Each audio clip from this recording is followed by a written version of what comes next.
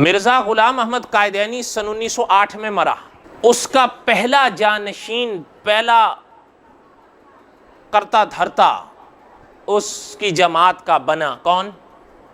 نور الدین بھیروی. 6 سال مرزا قائدینی کے بعد 6 سال اس نے جماعت کو سنبھالا ہے. اور بہرحال خوبی مان لینی چاہیے، امین صاحب رحمۃ اللہ علیہ فرمایا کرتے تھے چاہے وہ کسی میں بھی ہو، علماء نے جہاں تک اس کو دیکھا ہے، اس کو سمجھا ہے، علماء نے بہرحال اس چیز کا اعتراف کیا ہے کہ علم تھا اس کے پاس.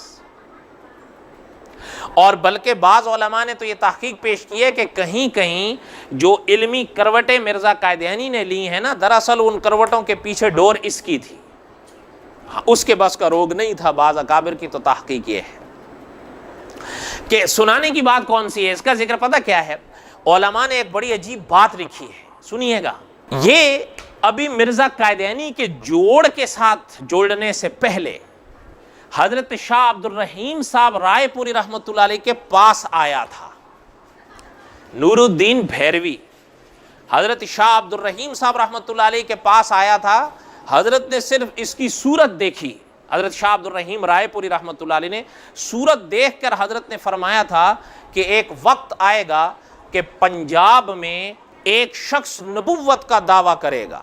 ابھی سنیے گا، مرزا قائدینی کی ڈفلی ابھی نہیں بجی تھی اور نہ ہی اس نے وہ ڈفلی اس کے ہاتھ میں تھمائی تھی. شاہ عبد الرحیم رائے پوری رحمۃ اللہ علیہ نے اس کی صورت دیکھ کر فرمایا تھا کہ پنجاب میں ایک شخص نبوت کا دعویٰ کرے گا، میں لوح محفوظ پہ تیرا نام اس کے ساتھیوں میں دیکھ رہا ہوں.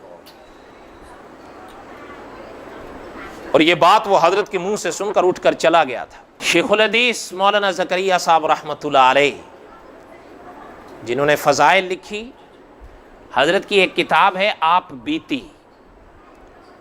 کیا نام ہے؟ آپ بیتی.